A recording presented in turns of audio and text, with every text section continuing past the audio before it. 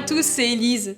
Aujourd'hui, j'avais envie de cuisiner avec vous une recette comme je les aime, pleine de peps et d'énergie, bien péchue, une bonne soupe.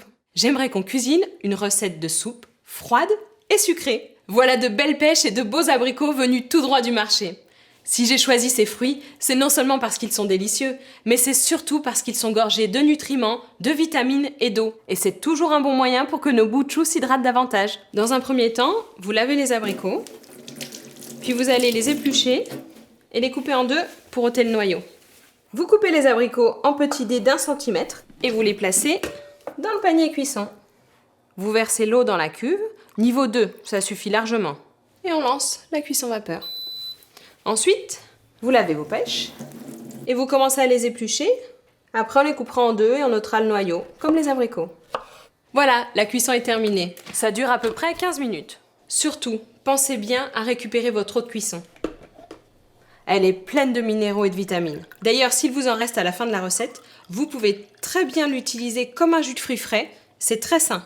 Vous allez mettre vos abricots dans votre bol mixeur et vos pêches.